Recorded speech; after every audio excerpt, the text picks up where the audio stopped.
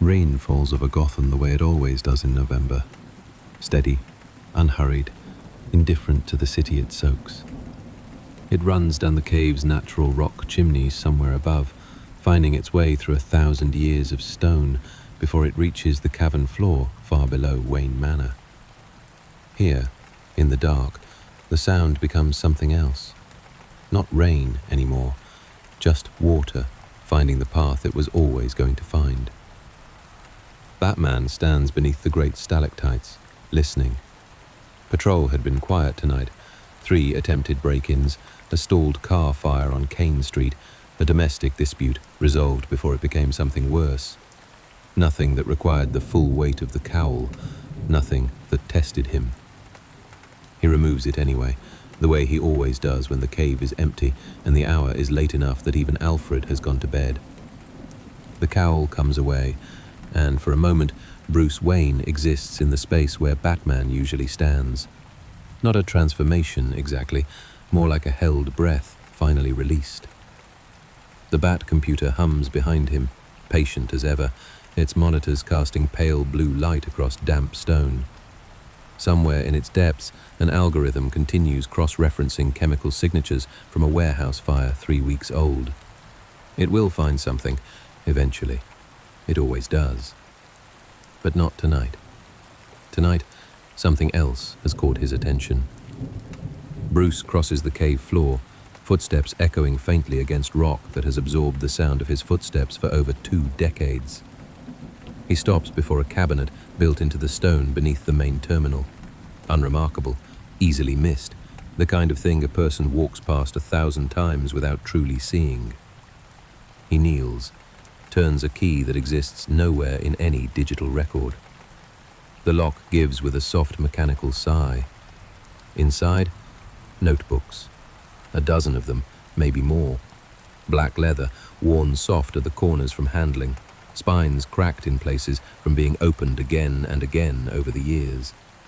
No names on any of them, no titles, only dates. He lifts one out.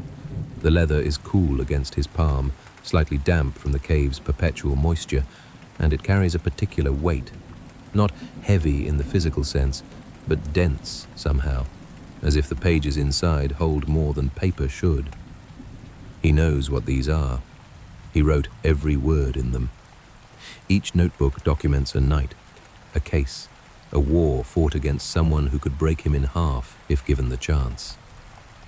Bane, Killer Croc, Solomon Grundy, others whose names still carry weight in whispered Gotham legend, men and things stronger than Bruce Wayne will ever be, no matter how many hours he spends in the gym beneath this very cave. And in every case, he won. Not because he hit harder, not because a gadget saved him at the last possible second, though the tabloids, and even some of his allies, prefer that version of events.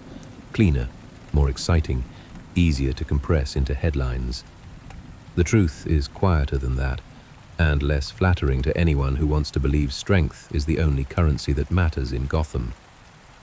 Bruce sits at the terminal, journal open before him, and for a long moment he simply looks at his own handwriting from years ago. Cramped, urgent, the ink slightly smeared where his hand had been shaking, though he doesn't remember shaking that night. There is a lesson in every one of these pages. He knows that because he put it there, deliberately, the way a man leaves supplies along a trail he expects to walk again. He turns to the first page. In the corner, faint enough that it takes a moment to notice, there is a small symbol drawn in pencil.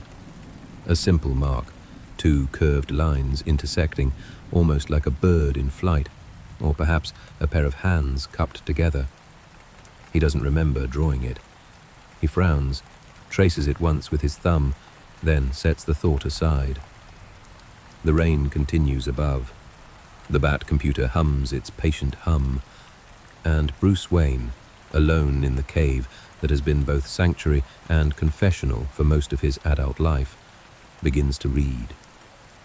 The first entry is dated 11 years ago. The story it tells does not begin with a fight. It begins, as they all do, long before that. The cave is silent, except for the drip of water somewhere in the dark, a slow rhythm that has marked time here longer than Bruce has been alive. He turns the journal's first page slowly, careful with the brittle paper, and the memory rises to meet him the way. Memories do when a person has trained himself to hold on to every detail. 11 years ago, a man named Marcus Dane, enhanced through an early and unstable variant of a strength compound smuggled through the docks. 7 feet of muscle and rage, capable of tearing a car door from its hinges the way most men might open an envelope. The GCPD had called it unwinnable. Commissioner Gordon, still new to the badge back then, had told Bruce directly that no one, not even Batman, could stand against something like that and walk away. Bruce remembers his response, though it isn't written in the journal. He'd simply nodded and asked for 3 days. 3 days is the part nobody remembers. The fight itself lasted perhaps 90 seconds. The 3 days before it lasted considerably longer, and they are the only reason the 90 seconds went the way they did. He spent the first day doing nothing that resembled combat preparation at all. He sat in the cave and watched footage, grainy security tape from 4 different break-ins, each one more violent than the last, each one revealing something. Dane favored his left side, the journal notes, always entered through the largest available opening, never the most tactically sound one, preferred to destroy obstacles rather than navigate around them. Small details, the kind of thing a person overlooks when they're focused on how much damage a man can do rather than how he chooses to do it. The second day, Bruce studied the chemical compound itself, stealing a sample from an evidence locker, running it through analysis that took the better part of 18 hours. What he found mattered more than any fighting technique could have. The compound was unstable. It burned through the body's resources at an accelerated rate, meaning Dane's strength was not constant. It peaked, and then it faded. And during that fade, there would be a window, brief but real, where he would be exhausted in a way ordinary rage could not overcome. The third day, Bruce did not train his body at all. He studied the location where Dane was expected to strike next, an armored transport route through the Diamond District, and he mapped every angle of it, where the light would come from, where sound would carry and where it would die, which alleys funneled into dead ends and which opened onto escape routes. He was not preparing to fight a man. He was preparing to fight on a battlefield he had already chosen, at a time he had already calculated, against an opponent whose weakness he already understood before the opponent had thrown a single punch. This is what the tabloids miss, Bruce thinks now, turning the journal's brittle page. This is what even some of his allies miss, when they praise the outcome without asking about the process. The confrontation itself was almost incidental. He simply waited until Dane's strength was cresting toward its inevitable collapse, drew the fight out for those final draining minutes rather than closing it quickly, and let the compound do what brute force alone never could have done. Marcus Dane defeated himself. Batman was simply the one patient enough to be standing there when it happened. Bruce sets the journal down for a moment and looks toward the dark water of the underground stream that feeds the cave's lowest chamber. He remembers Alfred that week bringing him coffee at 2 in the morning and asking, not about the enemy, but about the calculations. How do you know his strength will fade at that precise moment, Master Bruce? And Bruce remembers answering, I don't know. I have a theory, and 3 days to test it before it matters. That, too, is a kind of courage. Not the courage of a fist raised against impossible odds, but the quieter, less celebrated courage of trusting your own patience when every instinct screams that action is safer than observation. The lesson written at the bottom of this first journal entry, in handwriting slightly less controlled than the rest, reads simply, Every battle is won or lost before it begins. The fight itself is only the proof. Bruce closes the notebook. Above him, the rain has not stopped, and somewhere beyond the cave's stone ceiling, Gotham continues its long, indifferent night, unaware, as it so often is, of how many of its impossible nights were quietly solved days in advance by a man who preferred watching to fighting and thinking to reacting. He reaches for the next journal. The second notebook is thinner than the first, its cover slightly more worn, as though it had traveled with Bruce more often, tucked into a jacket pocket, carried between meetings, referenced in moments when no one else was watching. He opens it, and the smell of old paper rises faintly in the cool cave air. This one is not about a single enemy. It is about a pattern Bruce noticed across dozens of them, recorded piecemeal over several years before he understood what he was actually documenting. Strength, he had written early in these pages, is rarely the deciding factor people assume it to be. What decides most confrontations, what decided nearly every one he had faced against someone physically superior, was psychology. Fear, pride, overconfidence, the emotional architecture beneath the muscle. He recalls a night, detailed 3 pages in, involving a mercenary named Kessler, a man trained by a private military contractor, faster and stronger than Bruce by a considerable margin, hired to eliminate a whistleblower before she could testify against a shipping conglomerate laundering money through Gotham's ports. Kessler had every physical advantage. What he did not have was patience, or humility, or any real experience being outthought. Bruce had studied him for 4 days before their paths crossed. Not his combat record, which was extensive and genuinely frightening, but his psychological profile. Military discharge records, buried but not erased, revealed a man dismissed not for lack of skill, but for insubordination, born of an inability to accept that anyone might see something he had missed. Kessler believed, fundamentally, that he was the smartest person in any room he entered. That belief, more than any weapon he carried, was the vulnerability Bruce chose to exploit. The confrontation, when it finally came, involved almost no direct combat in its opening minutes. Batman let Kessler see him, let him believe he'd been caught by surprise, cornered in a shipping container stacked 3 high in a nearly empty dockyard. Kessler smiled. The journal describes this specifically because Bruce remembers finding it useful. The smile of a man who believes the hard part is already finished. That smile bought 30 seconds. In those 30 seconds, Batman activated a series of small explosive charges he had planted on the surrounding containers hours earlier. Not aimed at Kessler, never intended to harm him, but positioned to collapse and reposition the stacked containers into a maze that eliminated Kessler's sightlines and, more importantly, eliminated his sense of control.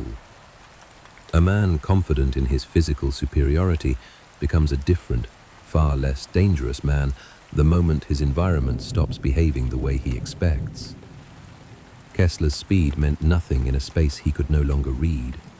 His strength meant nothing against an opponent he could no longer locate with certainty. What defeated him wasn't Batman's fists. It was 30 seconds of manufactured chaos, exploiting a mind that had never learned to operate without the comfort of certainty. Bruce pauses over this passage now, years later, and allows himself something rare, a small, private acknowledgement that this lesson had cost him. Understanding fear and pride and overconfidence in others required understanding them intimately in himself first. He does not write this in the journal, not directly, but the knowledge sits beneath every entry like water beneath stone, present even when unseen. He thinks of his own fear, the one that never fully leaves, formed in an alley on a night that started all of this. He thinks of the pride he has had to learn to set aside more times than he would ever admit publicly, and the overconfidence he has caught in himself in the earliest hours of investigations, when a theory feels so complete that it becomes dangerous simply for feeling that way. Understanding an opponent's mind, he realizes, rereading this old page, was never truly separate from understanding his own.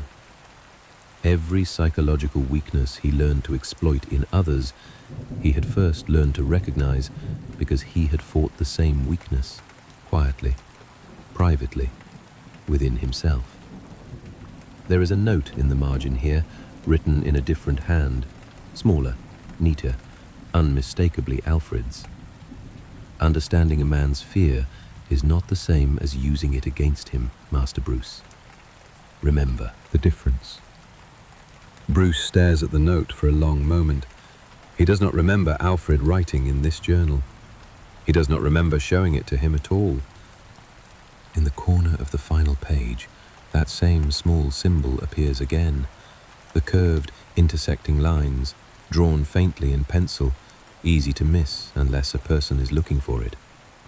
He looks at it now for several seconds, an old and unplaced familiarity settling over him like the cave's persistent chill. He sets the thought aside once more, though less easily this time, and reaches for the third journal. The third notebook is heavier than the others, thicker, its pages dense with cross-references and small diagrams sketched in the margins, chemical formulas, architectural blueprints, a rough timeline written and rewritten several times, as though Bruce had returned to this particular case again and again over the years, refining his understanding of what had actually happened. Bane. Even now, so many years later, Bruce feels something tighten faintly in his chest at the name. Not fear, exactly, though there had been fear, but a kind of respect that never fully faded. Bane remained, by any physical measure, the closest thing to an equal Batman had faced in raw strength. Trained since childhood in a prison built to break men. A mind sharpened by decades of surviving conditions designed to ensure no one survived them. And then, venom. The compound coursing through his bloodstream, capable of multiplying his strength many times over in an instant. The story most people tell about that night focuses on a single, devastating moment. The break. Bruce does not deny that moment happened, does not pretend the memory of it has ever fully left him. But the journal in his hands is not about that night. It is about everything that came after, and everything Bruce learned in the months of recovery and reflection that followed. Lessons that eventually led to a different outcome on a different night when Bane returned. Bruce had spent those recovery months doing something few would have expected. Not training his body back to strength, though that happened too. He had spent them studying Bane, the way a scholar studies a language. Not the man's fists, which he had already felt more intimately than he cared to remember, but his dependencies. Venom was not simply a source of strength. It was Bane's foundation, administered through an intravenous system integrated into his very physiology, delivered continuously through tubes that fed directly into his bloodstream.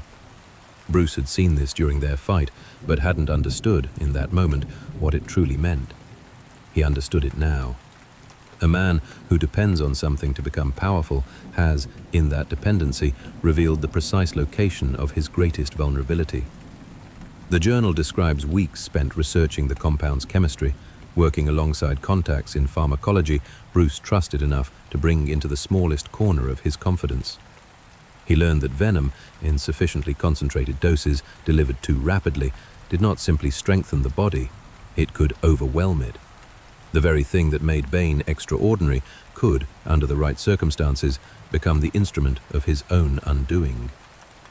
But more than the chemistry, Bruce studied the man. Bane's psychology was, in its own way, as disciplined as his body, shaped by peña duro, by loss, by a philosophy of will and pain that Bruce found himself almost admiring even as he catalogued it for exploitation. Bane believed absolutely in the superiority of a mind forged through suffering. He believed Batman's privilege, the manner, the fortune, the ease of a childhood Bane imagined as soft, despite everything Bruce had actually lost, made him fundamentally weaker. That belief, Bruce realized, was itself a blind spot. Bane had built an entire understanding of his enemy around an assumption he had never bothered to verify. When their paths crossed again, Bruce did not choose an open battlefield. He chose the tunnels beneath Gotham, narrow, layered, filled with old maintenance systems Bruce had mapped meticulously in the years since his first defeat, specifically because he suspected he would need them exactly like this one day. Confined spaces reduced the advantage of raw strength. They forced confrontation into corridors where leverage and positioning mattered more than mass. He did not attack Bane's body first. He attacked the tubing, precise, surgical strikes aimed not to wound, but to disrupt, timed to interrupt the venom flow at the exact moment Bane's strength peaked, creating a violent physiological whiplash that no amount of prison-forged will could fully compensate for. It was not a single, decisive blow that ended things. It was a series of small, exhausting disruptions, each one costing Bane a fraction of his stability, each one drawing him further from the fight he believed he was still winning.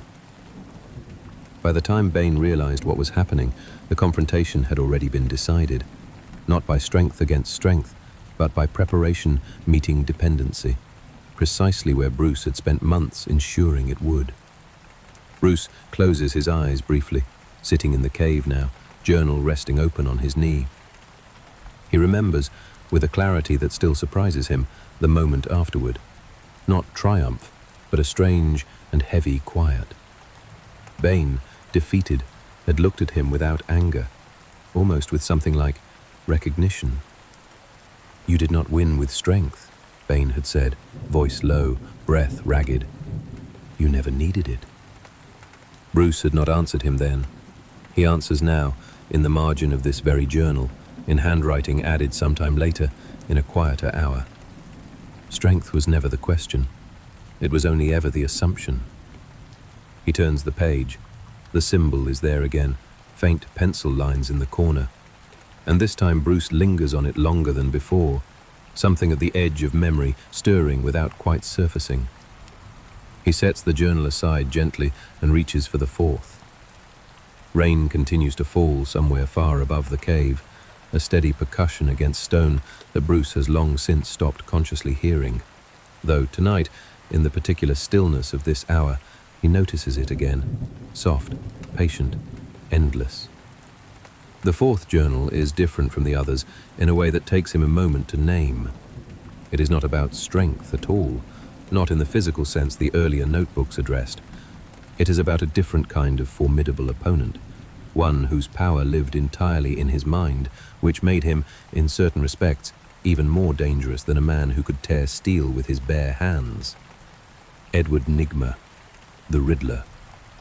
Bruce recalls, reading through the early pages, how frustrating those early confrontations had been, not because Nigma was physically threatening, he never was, but because he had built an entire identity around being intellectually undefeatable. Every crime came wrapped in a puzzle. Every puzzle came wrapped in an insult, a challenge specifically engineered to provoke Batman into playing a game on Nigma's terms, following clues laid out precisely where Nigma wanted him to look. For a long time, Bruce had done exactly that, solved the riddle, found the location, arrives to stop whatever crime the riddle pointed toward. It worked, technically. Nigma was caught, again and again. But something about those victories had always felt hollow, incomplete. And it took Bruce longer than he liked to admit to understand why. He had been solving the puzzle. He had not been solving the man. The journal describes a shift in approach that began after a particularly elaborate scheme involving Gotham's water treatment facilities, a plot with real casualties, a plot Bruce solved with hours to spare, and yet a plot that left him unsettled in a way victory should not have. He remembers sitting in this very cave afterward, staring at a wall covered in Nigma's riddles from that single case, and asking himself a question he hadn't properly asked before. Why does he need me to solve them? Not why does he create riddles? Why does he need someone specific, Batman, and only Batman, to be the one who solves them? The answer, once Bruce allowed himself to see it clearly, reframed everything. Nigma's genius was not actually the point of his crimes. His genius was the fragile scaffolding built atop something else entirely. A desperate, aching need to be recognized as exceptional by the one person in Gotham whose intelligence he considered a genuine measuring stick. Every riddle was, beneath the theatrical cruelty, a question directed at Batman specifically. Am I as brilliant as I need to believe I am? Tell me. Only you can tell me. This understanding changed how Bruce approached him entirely. He stopped racing to solve every riddle at the speed Nigma expected.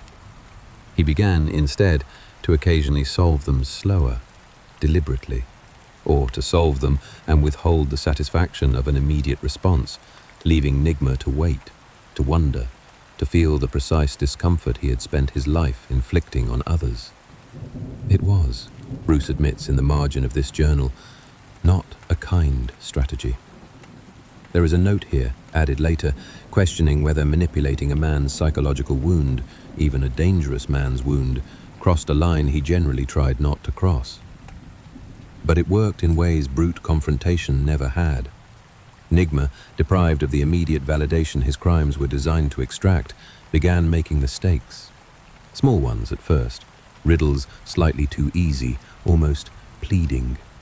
Then larger ones, crimes rushed, poorly executed, betraying an unraveling need rather than careful genius. The end of that particular chapter came not through some elaborate final showdown, but through a quiet, almost anticlimactic arrest in an abandoned observatory where Nigma, cornered, did not rage or monologue. He simply asked, in a voice Bruce had never heard him use before, "Did you even need to try this time?" Bruce writes, in the entry's final lines, "Intelligence without wisdom is just another kind of vulnerability. Understanding how a man thinks will always matter more than knowing where he is standing.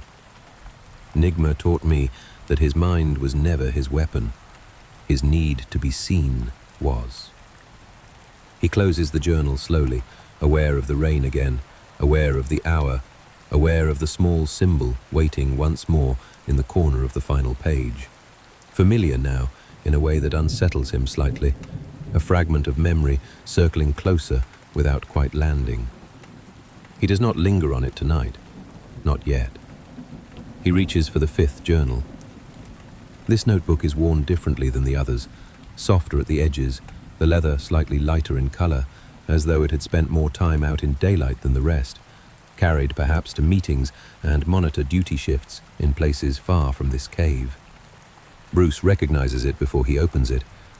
This is the Justice League Journal. He remembers writing the first entry after a battle that still occasionally surfaces in his dreams.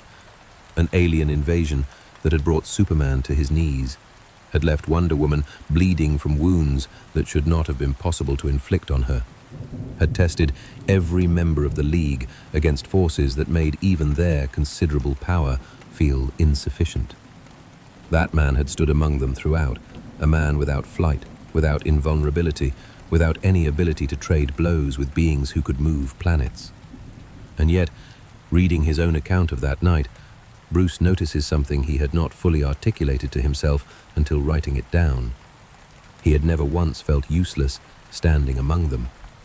Overmatched, physically, in every conceivable way. But not useless. The entry describes a moment mid-battle when Superman, disoriented after an assault that would have killed nearly anything else in the universe, had turned to Batman amid the chaos and asked, simply, "What do you see that I don't?" It is a question Bruce has turned over many times since.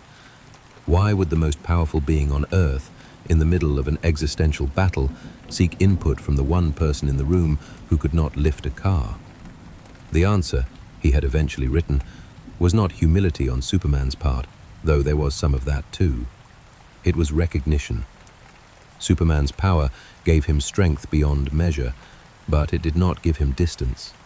The particular clarity that comes from a mind that has learned to observe rather than simply act, because acting was never an option available to him with the same immediacy it was for the others.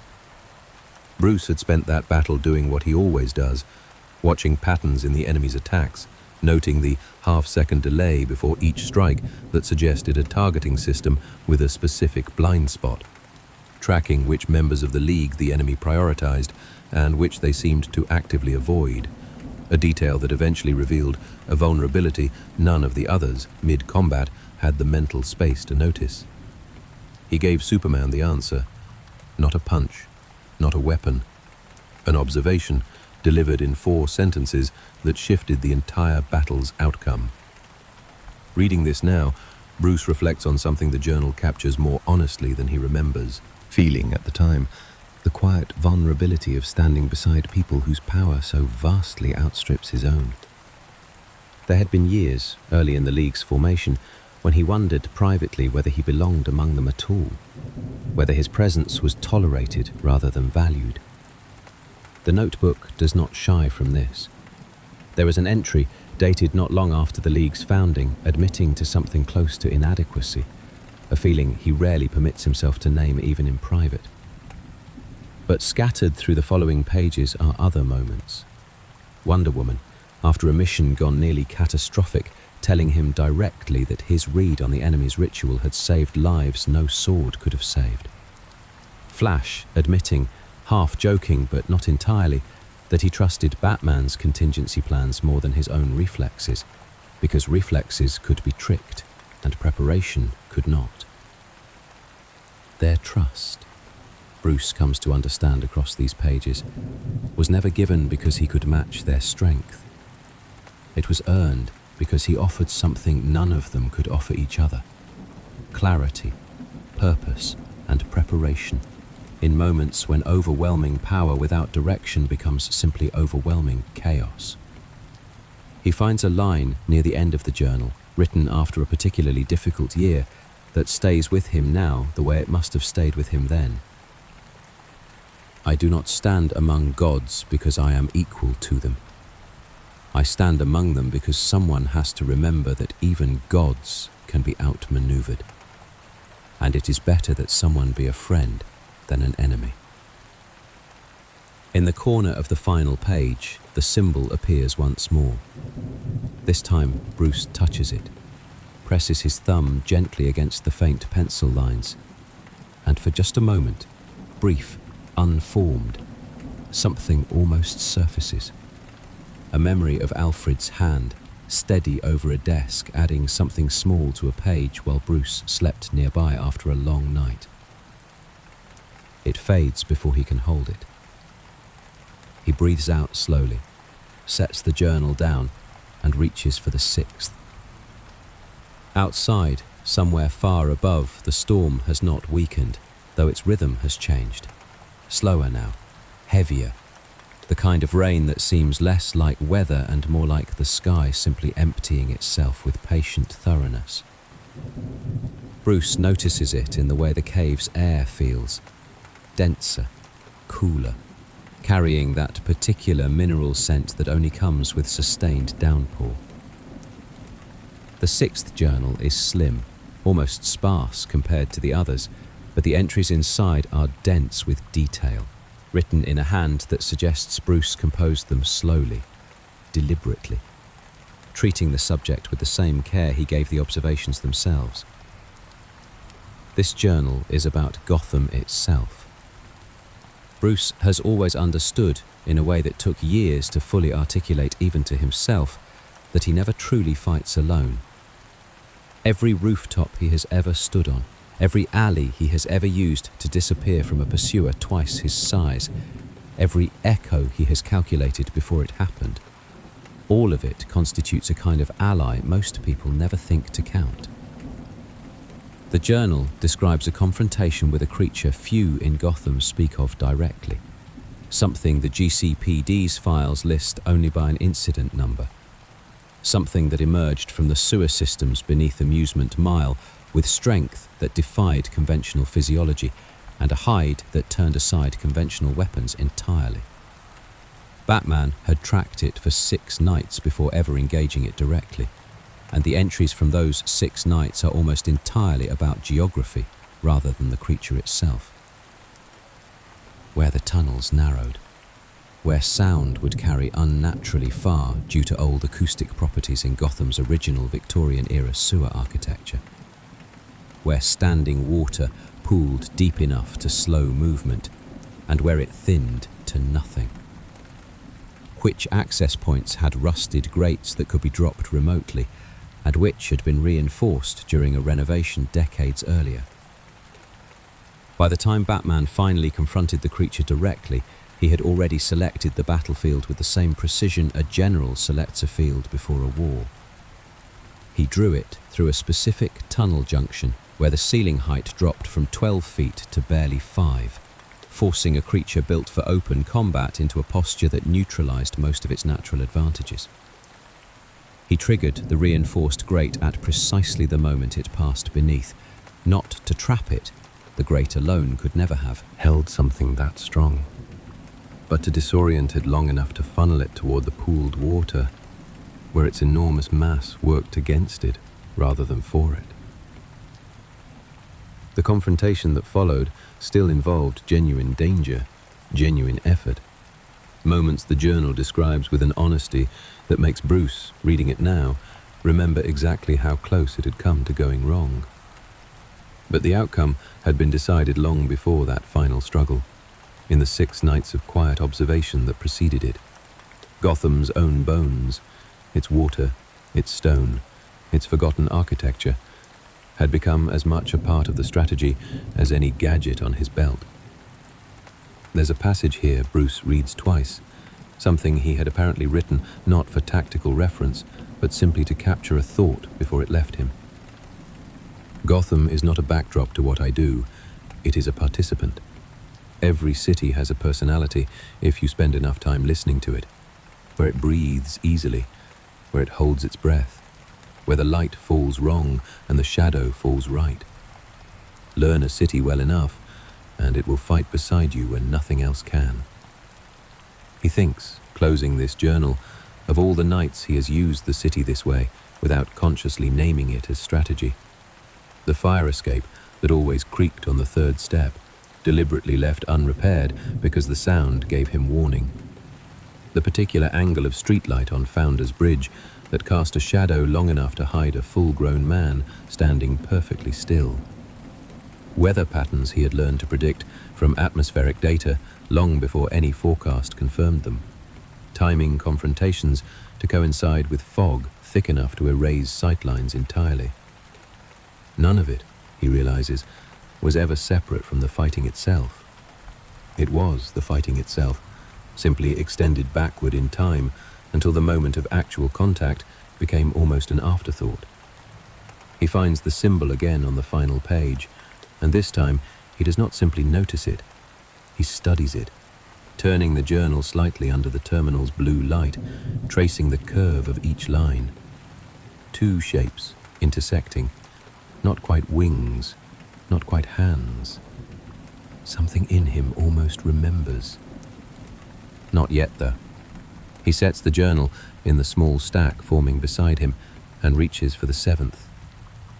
The clock, somewhere in the cave's upper chamber, an old analog piece Alfred insisted on installing years ago, arguing that a man who lives underground needs at least one reminder that time continues to pass in the ordinary way, ticks softly through the quiet.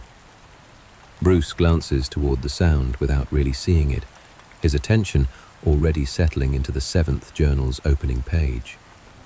This one begins with an admission that still, after all these years, sits uncomfortably with him. Tonight, I let him win. The entry concerns a smuggler named Otis Flannery, not physically extraordinary, but dangerous in a different way, protected by paranoia so complete that every previous attempt to catch him red-handed had failed the moment he sensed the faintest hint of surveillance. Flannery had survived 3 separate task force investigations by simply vanishing the instant anything felt wrong, going dormant for months at a time, resurfacing only when he believed the coast had genuinely cleared. Bruce had studied his pattern for weeks and reached an uncomfortable conclusion. Catching Flannery through direct pursuit was likely impossible. The man's instinct for danger was too finely tuned, sharpened by years of near misses. Any confrontation, however carefully planned, would trigger the same response it always had: immediate flight, followed by disappearance. So Bruce did something that, reading it now, still requires him to sit with a certain discomfort. He allowed Flannery to catch him. Deliberately clumsy surveillance, timed precisely so Flannery would notice it, would believe he had once again outsmarted Batman, would feel the particular arrogance of a man who has just survived what he believes was a serious threat. The journal describes the weeks that followed with careful detail. Batman withdrew entirely. No further surveillance, no additional pressure, nothing that might suggest continued interest. He let 3 full months pass. Flannery, believing himself safe, believing his instincts vindicated once again, grew careless in exactly the way overconfident men always do. Meetings held in less secure locations. Communications sent through channels he had previously considered too risky. A network of associates expanded faster than his usual caution would normally allow. By the time Batman moved again, he was not chasing a paranoid man protecting himself with perfect instinct. He was closing in on a confident man who believed the danger had passed. And confidence, Bruce writes, is so much easier to catch than fear ever is. The arrest itself, when it finally came, was almost gentle by Batman's usual standards. No chase, no confrontation requiring force. Flannery was simply there, in a location he believed was secure, doing something he believed was safe, surrounded by evidence he believed no one was watching him accumulate. Bruce pauses over a line in the margin here, added some time after the initial entry. Patience is not the absence of action. It is action deferred until the moment it will matter most. He thinks of how difficult that lesson had been to accept early in his career, how deeply his instincts, formed in the aftermath of loss, screamed for immediate resolution, for confrontation now rather than later, for the relief of action over the discomfort of waiting. Learning to let an enemy believe they had won, to sit with the discomfort of apparent failure while a longer strategy unfolded in silence, had taken years to master. It went against everything the anger in him wanted.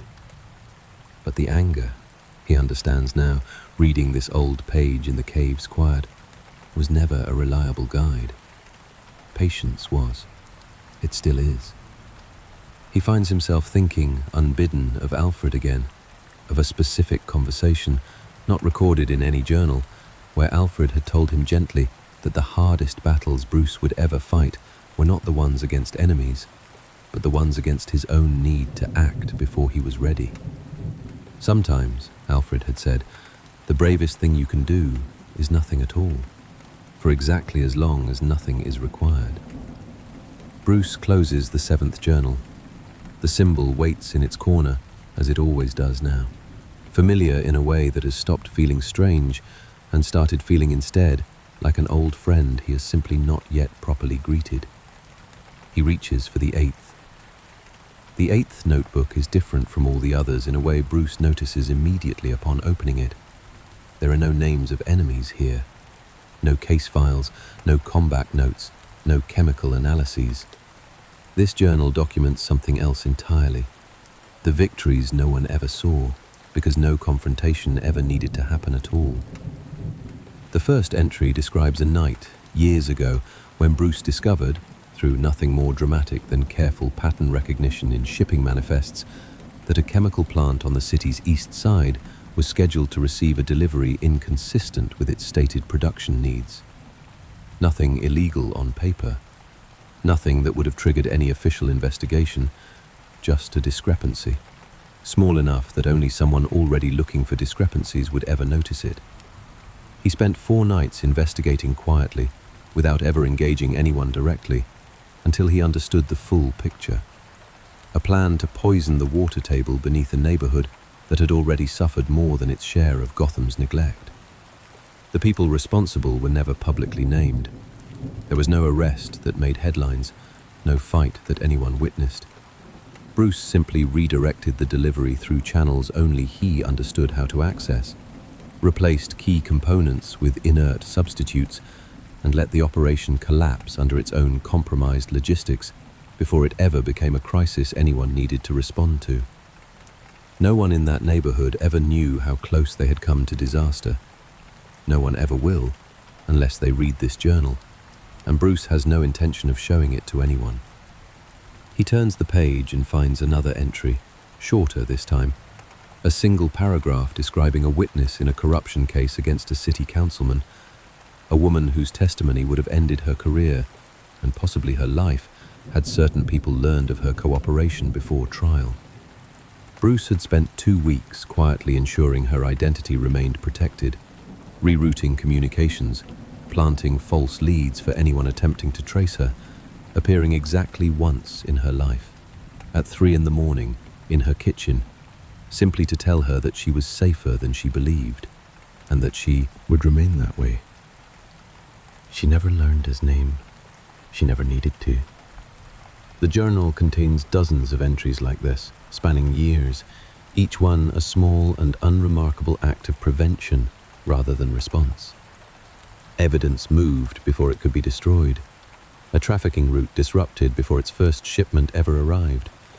A young man talked out of a decision that would have ended his life, in a conversation that never once mentioned Batman by name, because Bruce had approached him not as Batman at all, but simply as someone who happened to be there at exactly the right moment, saying exactly the right thing.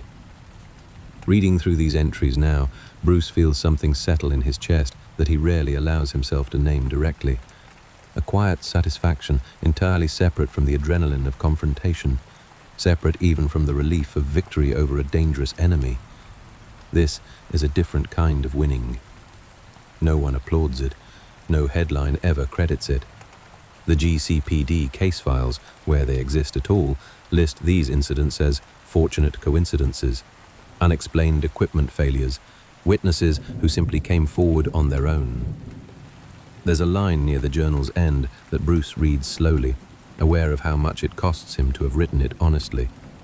The victories no one sees are the ones that matter most, and they are also the ones I am least equipped to feel proud of. Because pride requires an audience, and these were never meant to have one. I have made peace with that, mostly. He sits with that admission for a long moment in the quiet of the cave, the rain above continuing its steady percussion, the bat computer's hum a constant, patient presence beside him.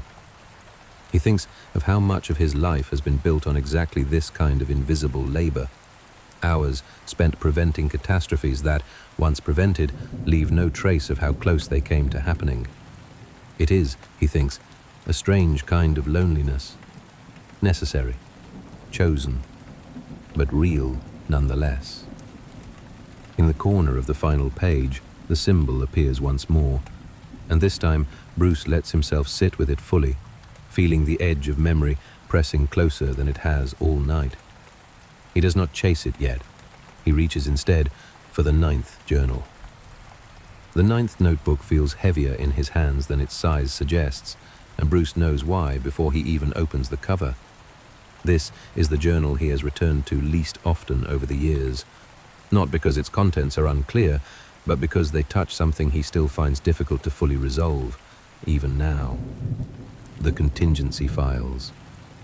He remembers, with painful clarity, the day the League discovered their existence. Individualized plans, prepared in secret, detailing exactly how to neutralize each member of the Justice League should they ever be compromised, corrupted, or turned against the world they had sworn to protect.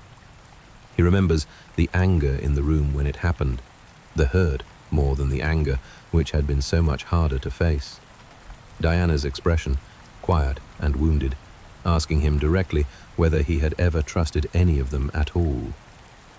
The journal's opening entry, written not long after that confrontation, does not attempt to excuse what happened.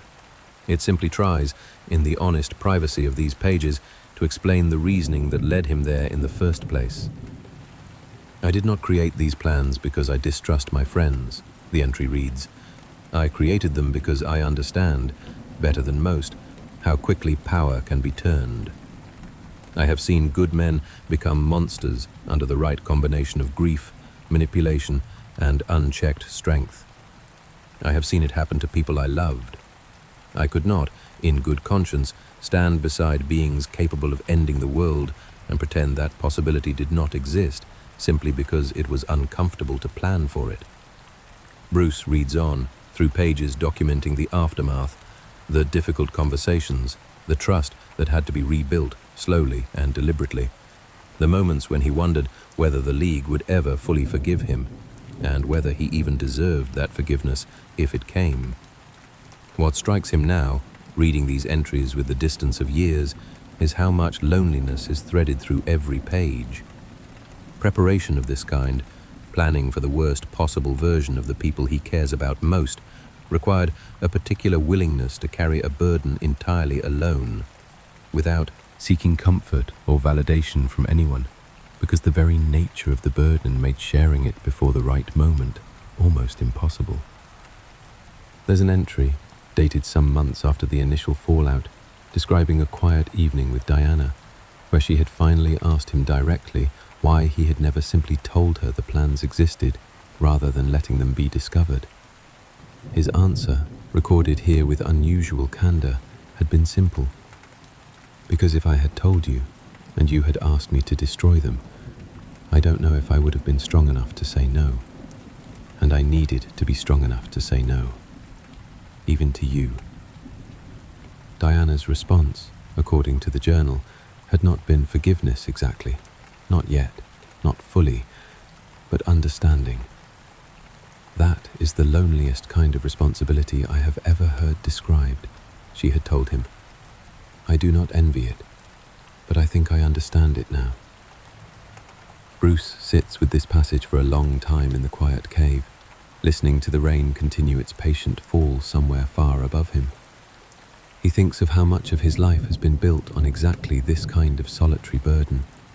Decisions made not for recognition, not even for gratitude, but simply because someone needed to make them, and he had decided long ago that it would be him rather than leave the world unprotected against possibilities too terrible to ignore. The final entry in this journal is short, added years after the initial pages, in handwriting slightly softer than the rest. I still maintain the files. I always will. But I have learned something I did not understand when I first created them. That responsibility carried in complete secrecy becomes a kind of poison, however necessary the responsibility itself may be.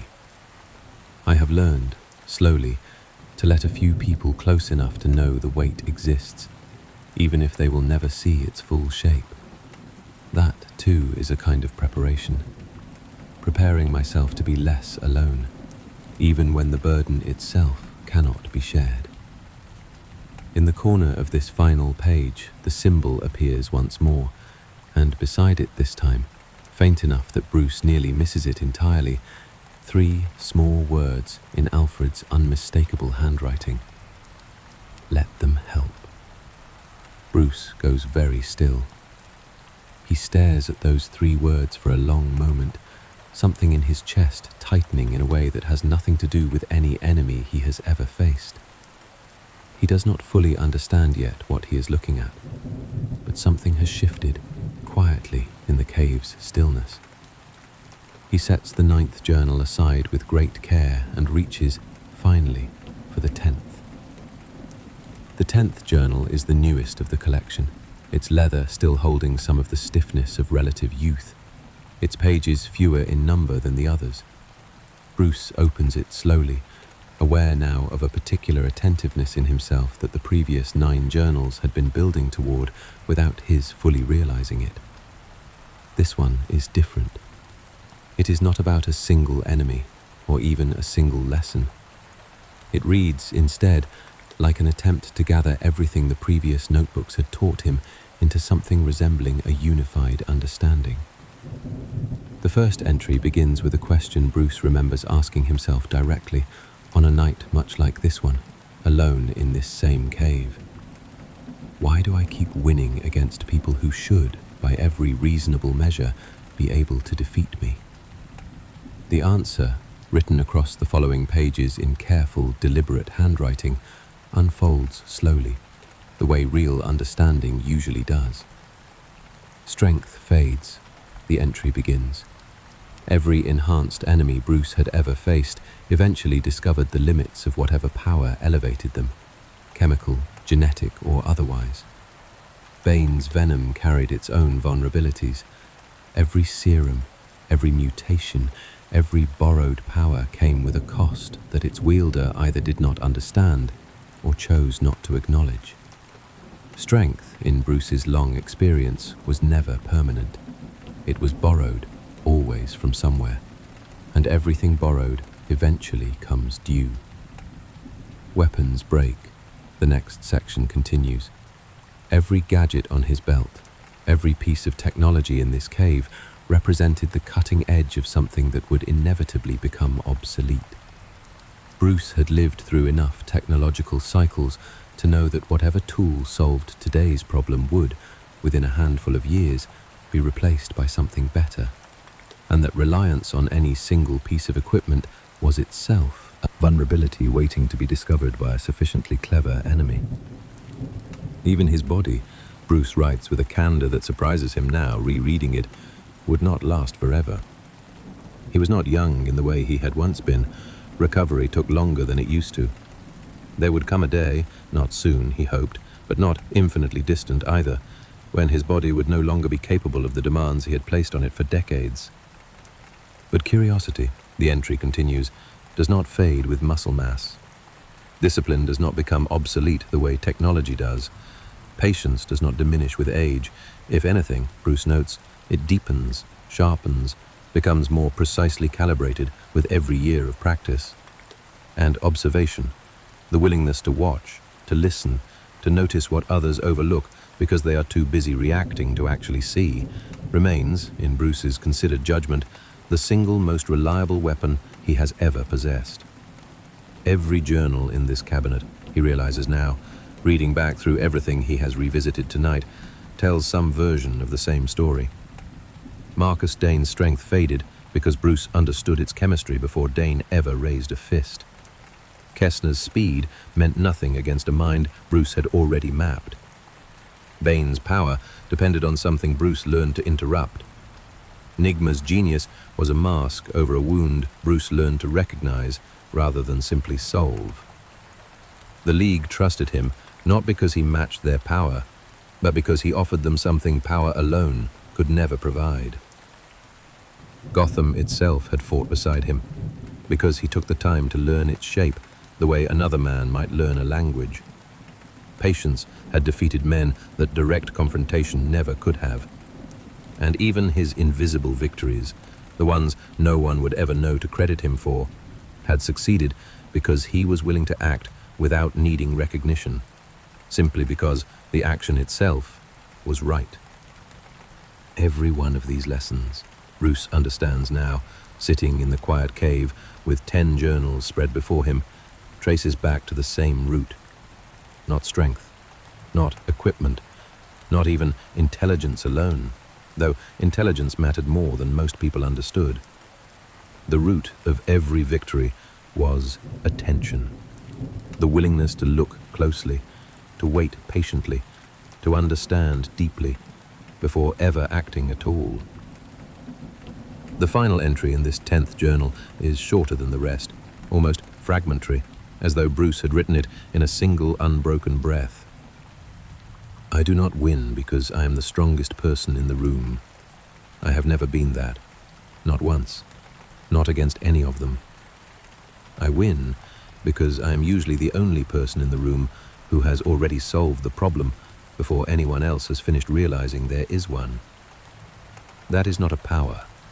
It is a practice.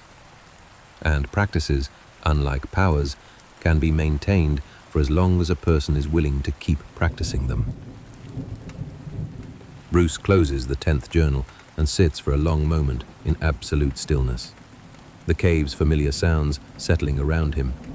Water somewhere in the dark, the bat computer's patient hum, the old clock ticking its steady rhythm through the upper chamber. In the corner of this final page, the symbol waits, as it always has. But this time, beside it, Bruce finds something he had not noticed before. A date, small and precise, written in Alfred's careful hand. A date Bruce recognizes immediately, because it marks the anniversary of a night neither of them has ever spoken about directly. The night, many years ago now, when Bruce had returned from a mission so dangerous that Alfred had genuinely believed, for several unbearable hours, that he would not return at all. Bruce understands, finally, what he is looking at. The rain has stopped. Bruce notices it gradually rather than all at once, the absence registering slowly, the way silence often does after a sound has been present so long it became invisible. He looks up from the 10 journals arranged carefully before him and realizes that somewhere above the cave, dawn is beginning to press faintly against Gotham's perpetual grey, and the storm that has run alongside this entire long night has finally, quietly, ended. He gathers the journals one by one, preparing to return them to their cabinet, and it is only as he lifts the very first one, the one he opened all those hours ago, that he finally allows himself to fully examine, symbol in its corner, the same mark that has appeared, patient and unassuming, at the end of every single notebook. 2 curved lines, intersecting. Not wings, he understands now. Not hands cupped together either, though he had been close. They are the shape of a pocket watch's hands, drawn from memory rather than observation, the specific angle they had rested at on a particular night, frozen in Bruce's memory, though he had never consciously chosen to preserve it. The night his parents died. The exact time recorded on the watch that had stopped in his father's coat pocket. The watch Alfred still keeps to this day in a small drawer in his own quarters that Bruce has never once opened without permission. Bruce understands, finally and completely, why the symbol felt familiar without ever quite surfacing into full memory. Alfred had drawn it, not once, but every single time Bruce closed one of these journals late at night and fell asleep at this very terminal, exhausted from writing, believing himself entirely alone in the cave's depths. Alfred had been here, quietly, watching, adding a small mark to remind Bruce, in a way gentle enough never to demand acknowledgement, that every victory recorded in these pages, every moment of patience, every careful observation, every strategy built from psychology rather than force, had never truly happened in isolation. Someone had been there, bringing coffee at 2 a.m, asking careful questions that sharpened Bruce's thinking without Bruce always noticing he was being guided.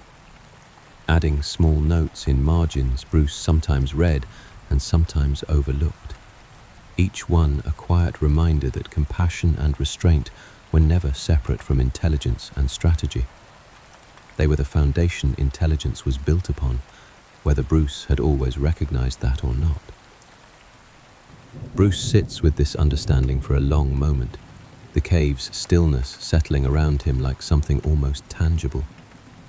He thinks of every enemy stronger than himself that he has ever faced and defeated, not through matching their power, but through patience, observation, psychology, and preparation built long before any confrontation began. And he understands now that even those qualities, which he had always privately credited to himself alone, had been shaped, quietly and consistently, by someone who never once asked for recognition. He rises slowly from the terminal, journals gathered carefully in his arms, and crosses the cave floor toward the cabinet beneath the bat computer. One by one, he returns them to their place. Marcus Dane's fading strength, Kessler's fragile pride, Bain's dependency, Nigma's aching need to be seen, the League's quiet trust, Gotham's ancient stone, Flannery's overconfidence, the invisible victories no headline ever recorded, the contingency files carried in solitary silence, and finally, the 10th journal, still open in his hands, holding the answer to a question he has spent his entire adult life slowly, patiently answering. He closes the cabinet, turns the key. Above him, through the cave's natural openings, the first pale light of dawn begins to reach down into the darkness, faint and grey and utterly ordinary, the way dawn always is in Gotham, regardless of what happened in the night that preceded it. Bruce stands for a long moment, listening to the quiet. The rain has ended. The Bat computer continues its patient hum, indifferent to hour or weather, ready for whatever comes next. Somewhere above, in the manor proper, Alfred is likely already awake, preparing the kind of simple breakfast he has prepared every morning for longer than Bruce can properly remember, never once mentioning the journals, never once asking whether Bruce found what he was looking for in them, because Alfred has always understood something Bruce is only now, in this quiet dawn, beginning to fully articulate. Someday, another opponent will arrive, stronger, faster, seemingly impossible to defeat. Bruce does not know who they will be, or when they will come, or what particular vulnerability he will need months of quiet observation to uncover. He only knows, with the calm certainty of a man who has proven this truth to himself many times over, across many journals, across many years, that he will already be preparing long before they arrive, watching, listening, understanding, not because he is the strongest, because he has learned, patiently and deliberately, over more years than he sometimes likes to count, that the fight is rarely won in the moment it appears to happen. It is won long before, in the quiet hours, in the careful observation, in the discipline to wait rather than react, and in the compassion and restraint that someone else, working silently in the background, made sure was never entirely lost beneath all that discipline. Bruce climbs the stone steps toward the manor above, leaving the cave to its familiar stillness, the distant waterfall continuing its endless fall, the Bat computer's soft light dimming into standby, dust drifting slowly through the first thin shafts of morning sun, finding their way down through ancient rock. Another day is beginning in Gotham. Another set of problems, seen and unseen, waiting to be solved. And somewhere, in a cabinet beneath the Bat computer, 10 journals rest quietly in the dark, each one holding the same patient truth, waiting for the next time Bruce Wayne needs to remember it. The cave settles into silence. Dawn reaches Gotham, and the story, as it always does, begins again.